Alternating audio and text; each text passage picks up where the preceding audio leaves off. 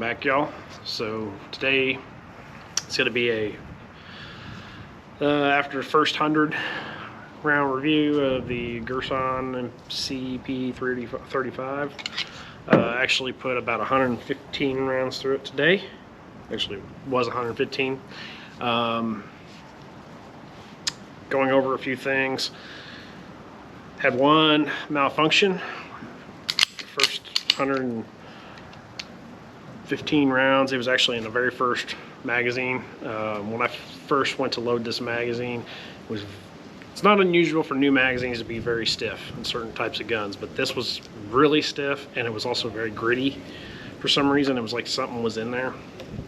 I actually could only get 14 rounds in it, no matter how hard I tried. Well, on that first magazine, I had failure to feed, and it was actually it was totally the magazine. Basically what would happen was the magazine was so stiff and gummed up that the slide couldn't get it stopped on the round that was ready to go. And anyway, racked it, caused a double feed, so I had to clear it out. After that, the rest of the rounds were fine, and the magazine, the very next time I was able to get 15 rounds on the magazine, so it seemed to work itself out. What are my thoughts? Well, when the previous video I did on this, I was like, yeah, I probably need to do an old revolver style grip, where, you know, thumb over thumb. That works fine, except when, you know, like if you were actually going to carry this cocked and locked, you know, you draw it and it disengages safety. By the time you do that, your thumb, your other support hand is already in the way to do that, and you don't want to take the time to try to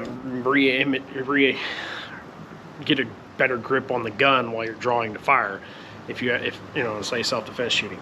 So what that resulted in most of the time of me shooting it, if I took the time and got the thumb over thumb grip, I didn't get hammer bite. But if I was shooting and, you know, was practicing hitting the thumb or hitting the safety while I presented, it would give me hammer bite. In fact, you can look, you can see right there, it's kind of gone down now, but, you know, it wasn't bad. It wasn't like, you know, like, oh, I'm wincing to, you know, from the pain shooting it, anything like that. It's just, I think it was more of, you know, it's just, I don't know. If I was going to carry this, I'd probably get a different hammer, like a cylinder slide, to make better hammers that have a better arc to it. You know, they're kind of arched, concave in the back, and the spur is actually a little bit thinner. I've used that before on high powers and worked it in the past. That's just my hand size. You know, it may not even affect you. What do I think? Recoil impulse really wasn't bad. It was really easy to get follow-up shots. The trigger reset, you know, like, people always complain about high powers and their trigger reset, you know, the grittiness of the trigger because of the magazine disconnect, the weight, and then also the reset, which, you know, that's the reset on it, almost full, you know, but you got to let the trigger almost all the way out. Honestly, I didn't even notice it. Like, I don't really shoot to trigger reset anyway. It's one of the least things I'm worried about in the, you know, weapons, you know, is a trigger reset. I'm prepping as soon as you know, the shot goes off anyway for the next shot. So didn't even notice it. Sorry, wind was blowing pretty bad, so I shut the camera off. Anyway, so I honestly, shooting it as is, aside from getting hammer bite every now and then, really was fine. The trigger, I do feel like And I was shooting, you know, I traditionally shoot double actions, so I usually use the first joint. I did feel like the narrowness of the trigger, and because it's a heavier trigger, I did feel like I was having to put a little bit into it, but it really didn't affect anything, honestly, when it comes down to the shooting. Actually can show that here. So this is there's another target that I put the first magazine through, but honestly not my best shooting. But some of these, I mean, this was, you know, quick presentation and firing. So it's, and this is at this was at 21 feet 7 yards. Honestly, not my best shooting, but it's plenty accurate enough for a defensive or combat handgun. No issues whatsoever. Yeah, 100 rounds is nothing. It should have been, you know, honestly kind of disappointed I had that one magazine related issue. But, you know, considering that, wasn't anything major. This isn't really stock anymore, because, and I will show what I've done. I have to take it apart to do so.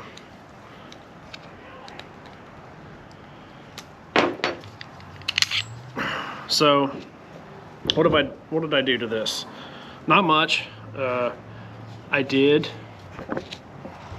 you're not going to be able to see it, but I did take some 2000 grit paper and rubbed it on the, to kind of smooth out the face of the magazine disconnect. I also pulled the sear out, rubbed the 240 grit or the 2000 grit on the where the trigger, the sear lever in the slide rubs on the sear, and then I also slightly polished the face of the sear where it engages the hammer.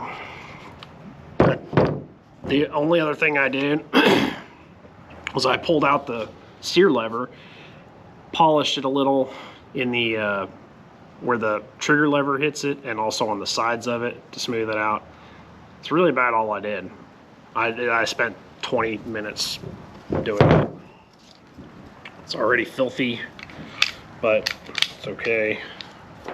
Honestly, I'm glad so far, I'm pretty glad I got this. It's, if I were to think about carrying this, I wouldn't really hesitate to do so.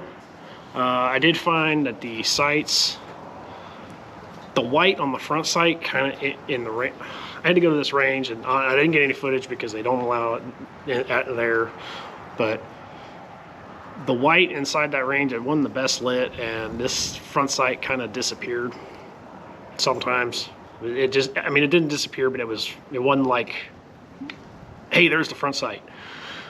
If I were to carry it, I don't think that's necessarily an issue. I probably would put, since you can't put a light on this, I would put a night sight front on this at least, just to make it easier to pick up the front sight so you have muzzle awareness.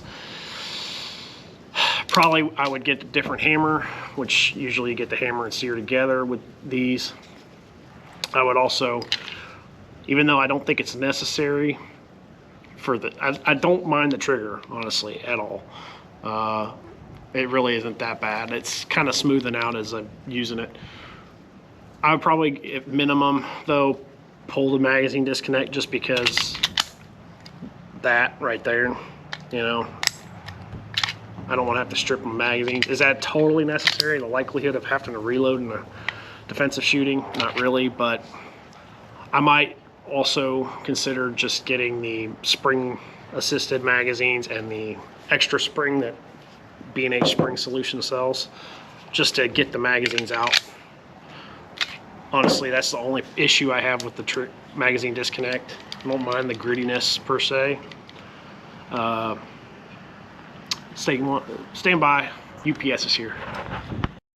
Okay, back. So What was I don't necessarily mind the grittiness of the trigger. I mean, yeah, it kind of sucks, but at the same time, it's totally usable. There are things you can do to these to smooth that out and make them lighter, and I would probably, if I was going to shoot this a lot, get a wider trigger bow, just to make it just, especially for my kind of the way where I usually put the trigger, just to make it more pleasant to shoot, kind of along the lines with the hammer as far as hammer bite. But all in all, it's not a bad shooter, considering it's still, you know, like that's just 100 rounds into it, and already kind of, you know, just getting the feel for it. I hadn't shot a high power in 10, 12 years, so I do like them. I would probably get some palm swell, thicker grips. It's just it is a little bit small for my hands, but other than that, I'm pretty satisfied with it, for the price, especially. You know, putting a couple things into it, wouldn't be too upset about that. Yeah, so I'll probably shoot this some more as time goes on, and if I do swap some stuff out, I don't know if I will anytime soon, but yeah, I'll keep you posted on this. I'm kind of glad they came out with it, because I had been wanting a high power again for a while, and they're just ridiculously priced for what you get. So anyway, that's it for this one. Until next time, I'll be back.